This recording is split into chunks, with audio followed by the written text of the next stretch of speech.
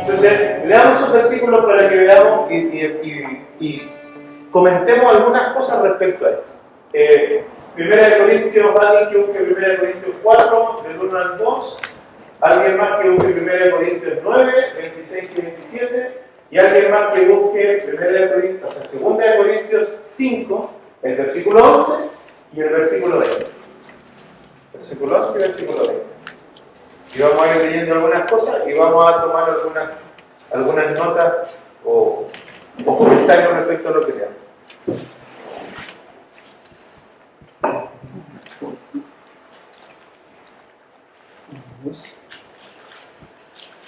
Entonces, necesito un lápiz.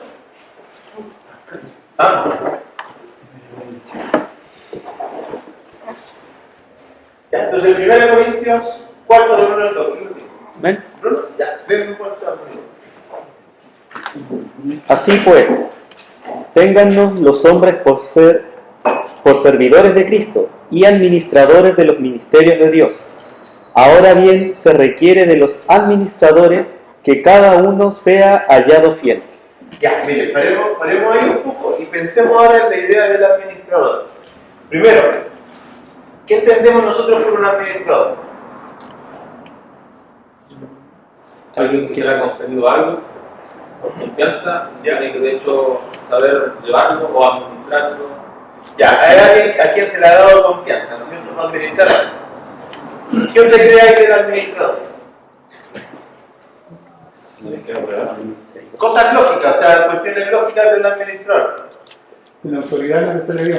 Tiene autoridad en lo que se le dio, o sea, lo administra, pero con autoridad, no tiene, digamos, por qué temer de administrar algo que le confirieron para administrar. ¿Ok? ¿Está bien? Que va por delante. Que va por delante, ¿ya? ¿Qué más? ¿Se le ocurre algo más? Es alguien que tiene que trabajar en lo que se le dio. Ya, sí, o sea, tiene que administrar. Tiene que... No puede, o sea, se lo pasaron ahí, ¿no es cierto? Ya, me lo encargan. No es como una guagua encargada, o sea, o es como una guagua encargada, más porque le da trabajo. Sí, no es como que me dejaron el auto, ¿cierto? Administrar el auto que lo tengo estacionado, sino que es algo que tengo que mover, tengo que hacer algo con esa administración. Pero sobre el objeto de administración, ¿qué les dice que yo sea un administrador de algo que me pasan para administrar, pero el objeto de esa administración, ¿a quién le pertenece?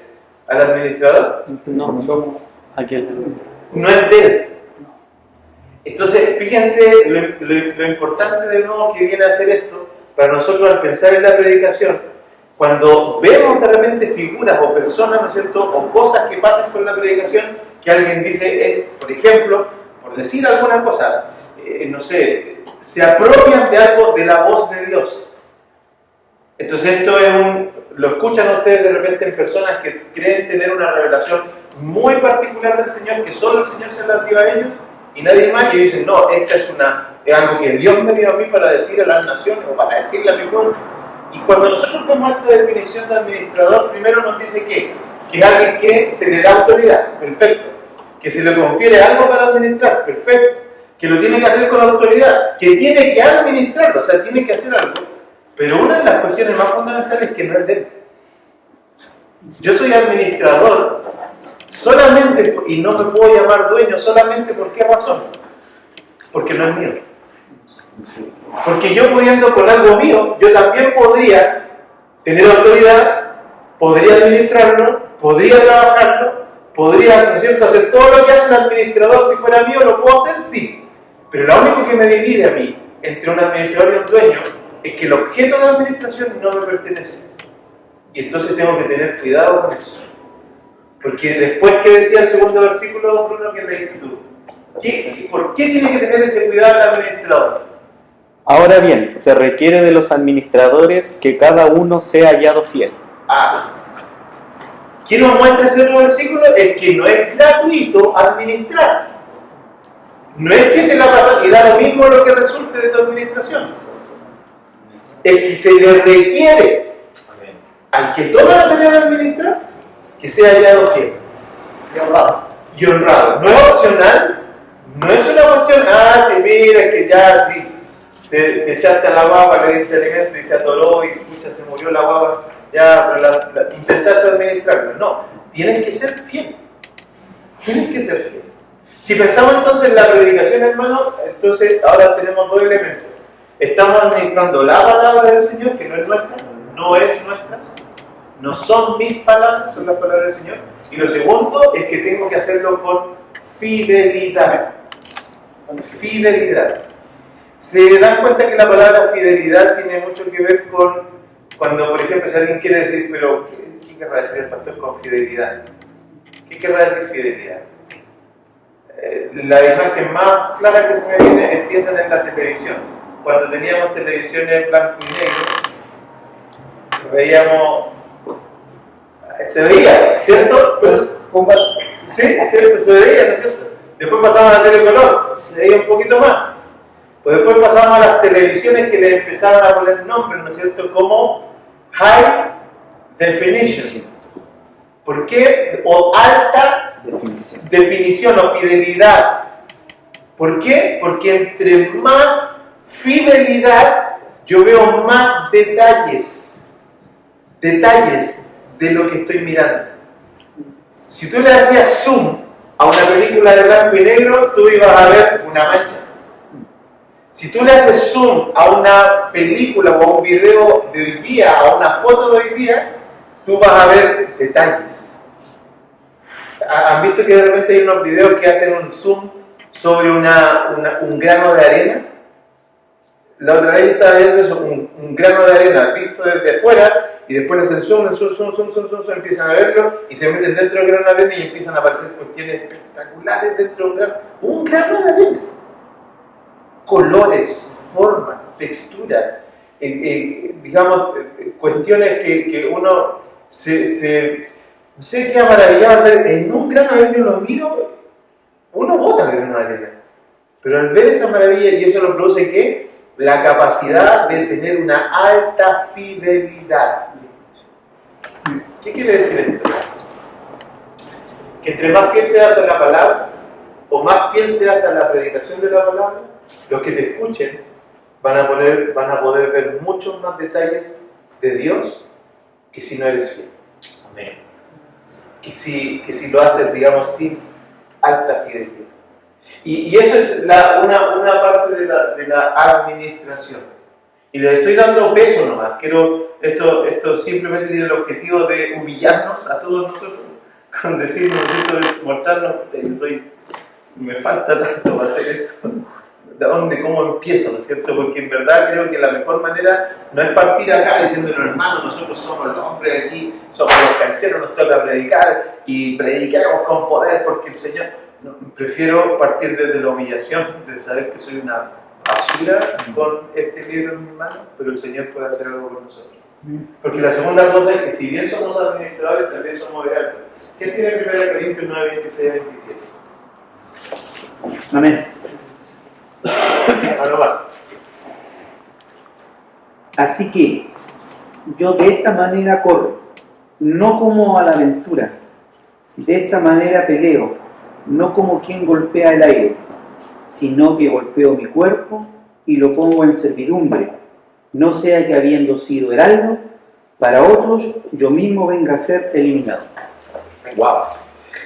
Pablo está mostrando, en ese pasaje, Pablo lo que está concluyendo con la idea de un heraldo, porque la figura de un heraldo era una figura conocida en ese entonces, porque el heraldo ¿qué era? Era algo que no era un administrador, o sea, en alguna medida era un administrador de un mensaje, ¿cierto?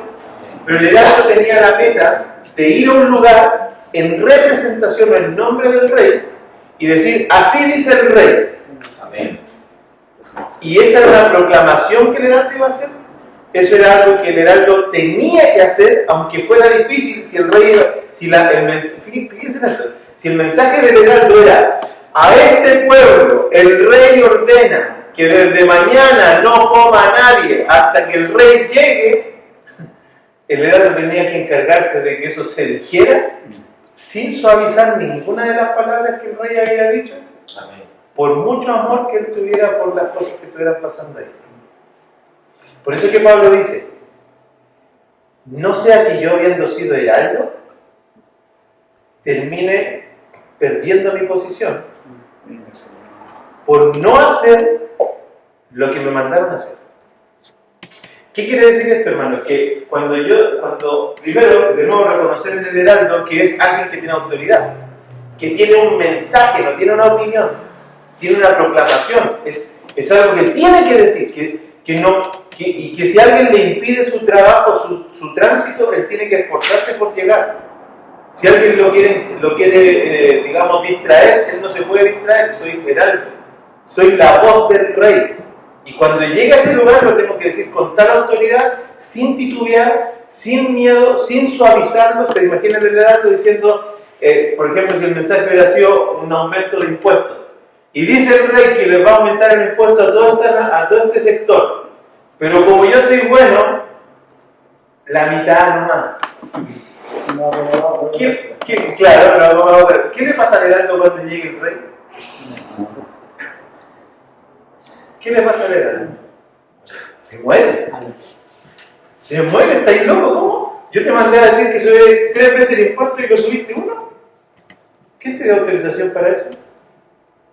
¿Se dan cuenta cómo la Biblia nos muestra a nosotros figuras que nos ayudan, pensando en la idea de esto, a darnos peso entonces? Y Pablo se está describiendo como un heraldo de Jesucristo. Se está describiendo como un heraldo en términos de su predicación. La última figura de los predicadores es la figura del embajador. Y aquí de nuevo, en 2 Corintios 5, el versículo 11 y el versículo 20. ¿Lo tienen esto? Ya. Conociendo pues el temor del Señor, persuadimos a los hombres, pero a Dios les manifiesto lo que somos.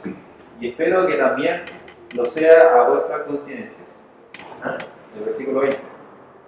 Así que, somos embajadores en nombre de Cristo, como si Dios rogase por medio de nosotros, os rogamos en nombre de Cristo, reconciliados con Dios. Ahí está la última figura de las que habitualmente aparecen en torno a los predicadores y que tiene que ver con esto. Tiene que ver con la figura del embajador, es la figura de un representante de Dios. Es la figura del representante de quien lo manda con autoridad, ¿cierto? Y esa figura tiene estándares. No tiene, de nuevo, así como el heraldo tiene un mensaje que proclamar, el embajador tiene un estándar de su categoría, ¿no es cierto? Que él no puede transar para comportarse con la imagen personal, sino que tiene que comportarse con la imagen de su investidura siempre. Un embajador no tiene días libres. Un embajador no sale del trabajo a las 6 de la tarde y después de las 6 de la tarde puede comportarse como quien quiera. Por eso es que la cuestión que pasó con la foto de este embajador de España, ¿no es cierto?, que aparece ahí en una foto, ¿no es cierto?, con esa digamos, coloquialidad que podría ser para cualquier otro en su auto, con su novia, ¿no es cierto?, que podría ser, ¿cierto?, para un embajador no le es permitido. Un embajador no le es permitido porque él siempre lleva la impronta de quien está representando. Por eso, hermanos, que Pablo dice, yo lo que soy un embajador de Cristo, y téngannos las personas por embajadores de Cristo, y nuestra imagen, lo que yo represento, debe representar el ruego constante que Jesucristo mismo tiene hacia la iglesia, de buscar que la iglesia se arrepiente y venga a Él en fe. Todo el tiempo. ¿Cómo lo conectamos esto con la predicación? Es que nuestra predicación no es antojadiza. Yo tengo un tema de predicación, siempre. Mi tema de predicación siempre es la imagen de Cristo, llamando a personas a que obedezcan a su palabra, a que se transformen por medio de la palabra, a que esas personas crezcan a la imagen de Cristo, como lo dice la Escritura, y que sean guardadas también por la palabra, para que el mundo, Satanás y la carne no hagan presa de ellos, sino que se transformen cada día más en ovejas de Cristo y del rebaño de Dios. ¿Me entienden? Entonces, de nuevo, predicadores que de repente usan la palabra pensando que tienen una idea muy bonita, ¿cierto? Pensando que tienen una idea, digamos o una agenda personal, cuando predican de sí mismos, cuando predican, digamos, de cuestiones que tienen que ver con vincular la predicación con, por ejemplo, no sé, alguna cuestión, alguna cuestión personal, algún negocio, o cuando de repente nosotros a veces hemos visto esto, ¿cierto? Cuando predicadores usan la palabra del Señor para provecho personal, como en el ámbito del dinero, como en el ámbito de las bendiciones, como en el ámbito, no sé, del reconocimiento. ¿Están figurando a este embajador o están figurando a otro tipo de quién son embajadores esas personas? Vemos nosotros a Jesucristo diciendo, yo lo que quiero de ustedes es que ustedes me rindan a mí pleitesía, porque no vemos a Jesucristo diciendo, yo vengo a lavar los pies. Amén. Amén. No vemos a Jesucristo diciendo ninguna otra cosa, sino mostrando su servicio, su amor, pero también su determinación de que el hombre se arrepienta porque le queda esa última oportunidad. Entonces, fíjense ahora cómo esta figura, soy un administrador, lo que tengo no es mío. Soy administrador, pero no de una palabra, no de mi imaginación, soy administrador de sus palabras. Sí. Y no son mías, son de él.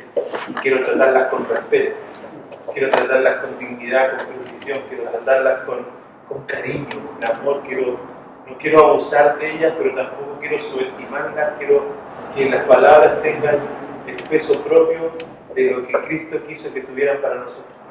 Soy un heraldo, no llevo una opinión, llevo una proclamación, yo no tengo miedo cuando predico, yo no me paro ahí a pedir disculpas, yo no me paro ahí a decir, hermano, ustedes saben, yo soy tan pobre, soy una cucaracha y hoy día no, yo me paro ahí, vengo con un mensaje, así dice el Señor.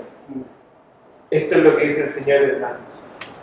Como decíamos ayer jueves, ¿sabes lo que dice el Señor? Jehová es mi pastor y nada me faltará. Yo tengo que no solamente decir eso, tengo que tratar de convencerte de que debes ver a Dios como tu pastor, como tu amante pastor. Y soy embajador, llevo una imagen con una autoridad delegada.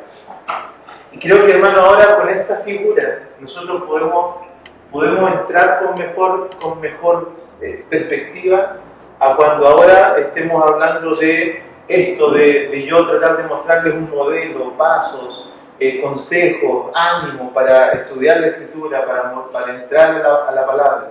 Porque en el fondo lo que quiero que vean es que lo que nosotros buscamos o lo que debemos buscar no es enfatizar una técnica o un método, sino lo que debemos enfatizar son principios. No enfatizamos técnicas o métodos, sino que enfatizamos principios. Estos son los principios que me definen. Entonces, cuando yo veo que la tarea es tan pesada y veo que a mano no lo puedo hacer, es como cuando tú tienes que hacer un radier inmenso, ¿cierto? Grande, tú no te lo planteas hacer con las manos porque la tarea es mucha. Necesitas herramientas, necesitas ayuda. Al menos sabes que solo no vas a poder porque vas a terminar mal. Vas a terminar mal.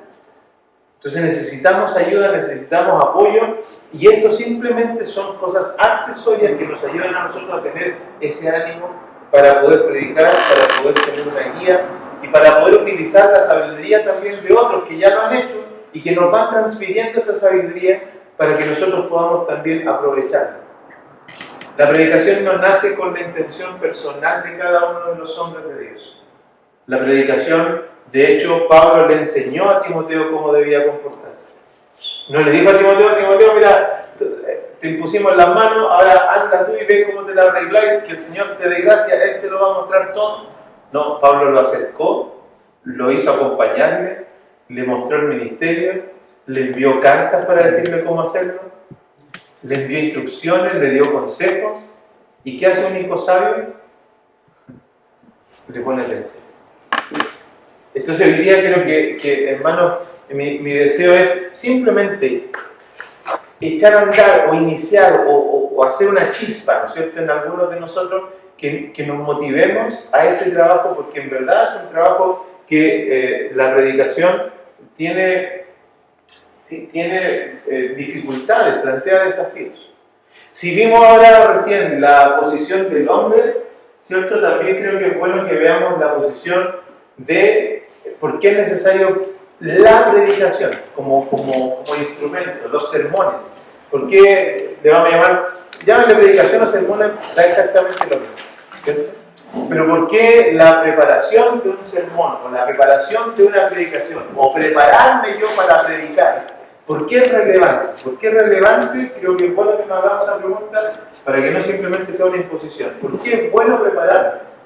Y creo que al menos hay cinco o a mí se me ocurren 5 cosas que nos ayudan a pensar en por qué es relevante, los fundamentos para el estudio y para la predicación.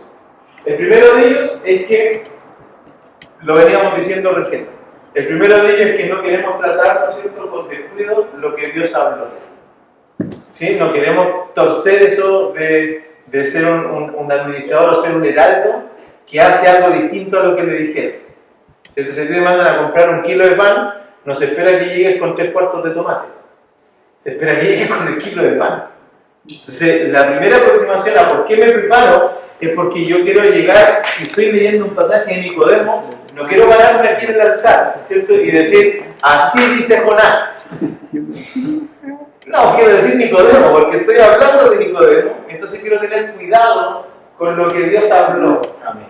Que Dios haya dicho un mensaje a través, o no sé, o que yo diga, y vamos hoy día, hermano, a hablar de la epístola de Jonás.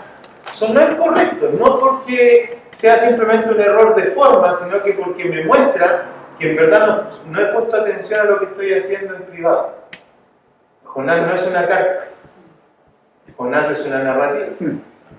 Entonces, ese tipo de cosas. Lo primero que se me ocurre es que queremos tratar no queremos tratar con descuido lo que Dios habla, queremos ser precisos.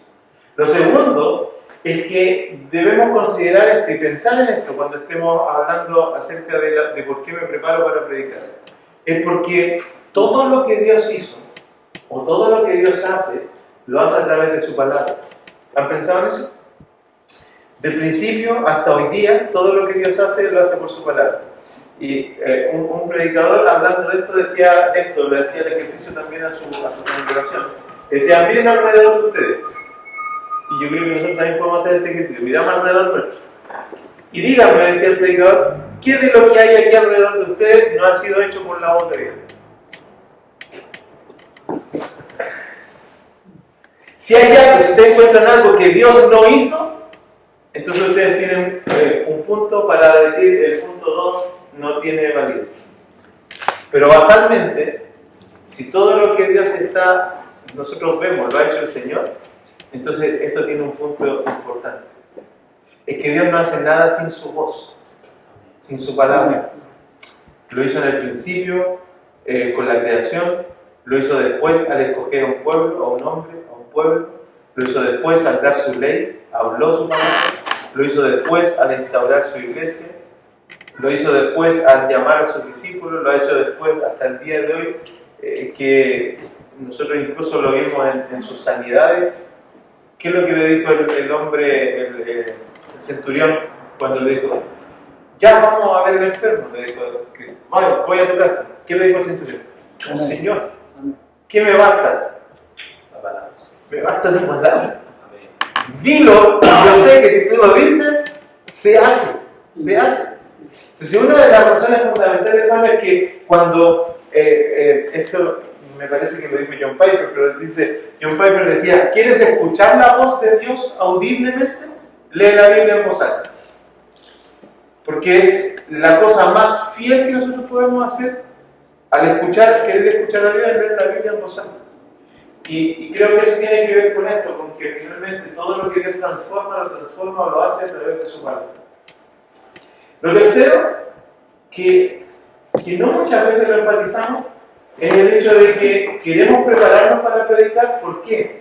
Porque esto trae coherencia con la imagen y la misión de la iglesia. ¿Alguien puede leer 1 Timoteo 3:15? 1 Timoteo 3:15.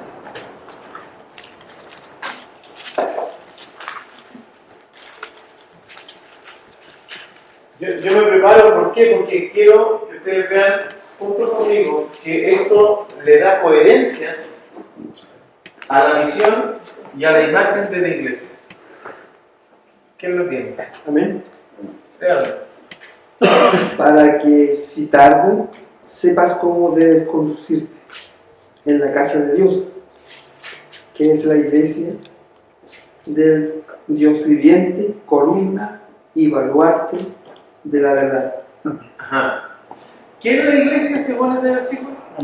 Columna y baluarte, ¿pero de qué? De la verdad. De la verdad. ¿Se imaginan que, o sea, entonces lo que dice ese versículo, lo que Pablo está diciendo, mira Timoteo, yo te mando esta cuestión para que sepas cómo debes conducirte y comportarte en la iglesia. ¿Por qué? Porque la iglesia, en coloquialismo, ¿no es cierto? Timoteo, la iglesia no es un chiche ni un juguete. La iglesia tampoco es el Estado. La iglesia es mucho más que eso. Es la columna y es el baluarte de la verdad. Es una cuestión que no la administra nadie más. Eso quiere decir, hermano, que la iglesia es la única que administra una cuestión que no se administra en ningún otro lado más. Piensen en eso. ¿En dónde más ustedes pueden decir, no, aquí está la verdad? Cuando yo voy a ir, estoy seguro que me van a decir la verdad. Ustedes van no sé, pues, al CONFIN o a alguna institución pública o incluso al juzgado. ¿Y ustedes creen que le van a decir la verdad? Nada más que la verdad y toda la verdad. No mienten en todo.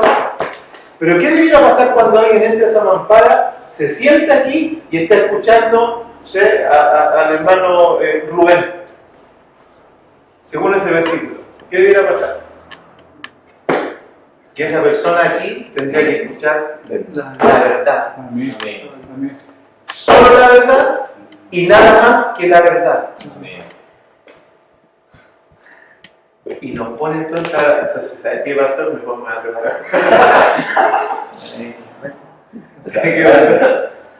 Es que si eso es lo que tiene que pasar, entonces, no, si yo creo que más o menos dice eso, y cuando llegue a este punto, el Señor me da a mí nomás y ahí veré lo que les digo a los hermanos, total. Es un cultito, ¿no? No, hermano.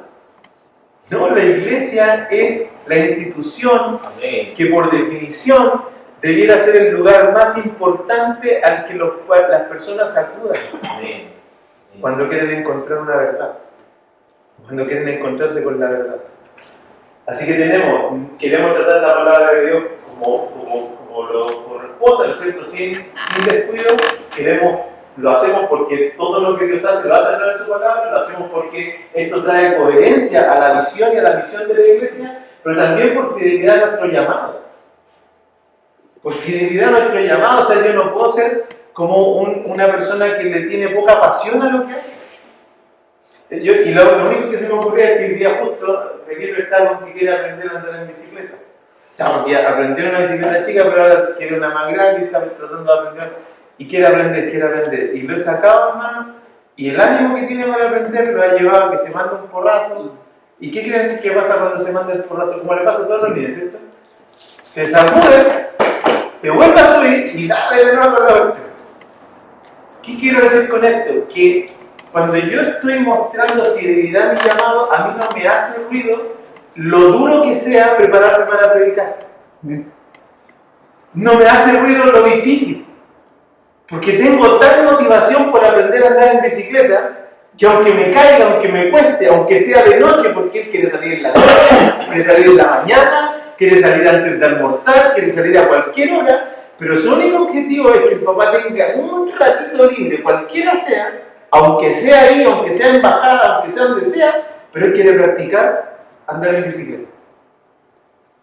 Y yo decía, si yo tuviera esa motivación para predicar, si yo tuviera esa motivación, si mi llamado, ¿cierto?, me empujara así como empuja a Felipe a querer aprender a andar en bicicleta, yo creo que eso transformaría muchas de nuestras predicaciones. Transformaría mucho de lo que nosotros hacemos. Entonces, quiero que vean eso como una razón por la cual ustedes y yo deberíamos buscar fidelidad al llamado. La palabra dice, cuando Pablo está hablando acerca de los que quieren ministerio, dice, ¿qué dice acerca del ministerio del obispado? Del que quiere gobernar o del que quiere supervisar a la iglesia. El que quiere obispado, ¿cierto? ¿Qué es? Buena obra. Desea. Hay un deseo. Cada quien que quiere un ministerio en la iglesia, la primera señal es que lo desea. No es que me cae a mí nomás y me dijeron, tú eres predicador, entonces, bueno, como me dijeron que tengo que predicar. No. Lo vamos a medir por el deseo. Hay un pero, ¿cierto? Hay un deseo. Hay una motivación, hay algo que me empuja, que me tiene que empujar a querer predicar. Y lo último, y eso es una apreciación muy personal, que yo creo que queremos predicar, queremos prepararnos para los sermones, para predicar. ¿Por qué? Porque hay un elemento de santificación personal. Yo no sé, hermano, pero yo estos 5 años que he estado con ustedes, lo que más he experimentado cuando semana a semana me estoy preparando para subirme al púlpito, es que me peleo conmigo mismo, le pido al Señor, lloro de repente, me bajo frustrado todos los domingos. Al otro día tengo que partir de cero, tengo que empezar de nuevo. Y es un motivo de santificación saber que nunca estoy preparado, saber que siempre algo se me fue, saber que nunca doy con todo lo que quiero hacer, saber que no soy perfecto, saber que hay alguien que podría hacerlo mejor que yo, pero al Señor le plació que yo me parara ahí. Y cuando estoy estudiando hay un asunto de santificación personal. ¿Por qué? Porque yo no me preparo para hablarle simplemente a otros. Yo me preparo para conocer más a mi Señor. Y luego de lo que mi Señor, o lo que conozco a mi Señor en privacidad, yo comparto algunas cosas, y quizás no todo, de lo que el Señor me enseñó en privacidad. Y esto, hermano, creo que nosotros debemos salir de esa pereza. Y esto lo digo de esta forma porque en general a nosotros cuando nos mandan a predicar, nos preparamos para predicar. Pero la pereza de la que debemos salir es de el ocio de no querer conocer más de nuestro Señor, salvo que alguien me empuje a hacerlo para otros. Porque fíjense en la lógica mecánica de esto. Nos preparamos para predicar cuando tengo que hablarle a otros. Pero no me preparo o no estoy con mi Señor para yo conocerlo. Y esto creo que lo van a descubrir cuando empecemos a usar esto. ¿Por qué? Porque ustedes se van a dar cuenta que de repente ustedes van a estudiar un pasaje y van a tener una cantidad de cosas que el Señor les dijo, pero todas esas cosas no las pueden traer a la predicación. Porque en verdad esto es como para poder conocer a su Señor y después yo quizás de todo lo que el Señor me enseñó voy sacando de a poquito para poder hablar con mis hermanos y para poder predicar la palabra. Y quiero que vean, entonces ahora que tenemos nosotros en este sentido el peso de la predicación, tenemos el modelo de la predicación, tenemos los componentes, digamos, que hacen que la predicación para nosotros los hombres sea importante, y tenemos estas razones ahora para en la práctica prepararnos nosotros cuando empecemos ahora una vida, que me gustaría a mí, ese es mi objetivo, que nuestra iglesia, los hombres de la iglesia, no sean simplemente instrumentos que se activan con un calendario, sino que sean hombres de Dios que conozcan a su Señor en intimidad y que más tarde, cuando sea el momento, estén preparados. Y esto tiene elementos prácticos, digamos, que nos van a ayudar. ¿Saben cuál es uno de ellos? Es que de repente nosotros, por ejemplo, si cae un predicador, oiga, y hay que sufrir de una manera para encontrar el siguiente. Le preguntamos, no, que no estoy preparado. No, es que no estoy preparado. Es que a mí me tocaba 2 semanas después, me adelantaron la predicación. ¿Cómo? No, pues respetemos el calendario. Y cada quien con su historia, ¿no es cierto?, acerca de la manera en que ellos ven la predicación, de que nosotros vemos la predicación. Por eso es que mi anhelo es que estemos en una misma página. Estemos en una misma página con respecto a la predicación. ¿Por qué? Porque ahora probablemente algunos de ustedes no están en el circuito de los predicadores. Pero mi pregunta es, ¿van a esperar a que alguien les diga, mira, desde hoy tú estás en el círculo de los predicadores?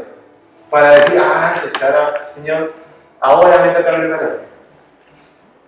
Piensen en David y no seamos miopes con él. David tenía esa pasión por sus ovejas. Cuando le dijeron, David, te vamos a ungir como rey, o David allá solito en su terreno había desarrollado su pasión por el pueblo, por sus ovejas. Fue mucho antes. El llamado no constituye la pasión de un hombre. ¿Sí? El llamado no constituye la pasión de un hombre. La pasión está mucho antes.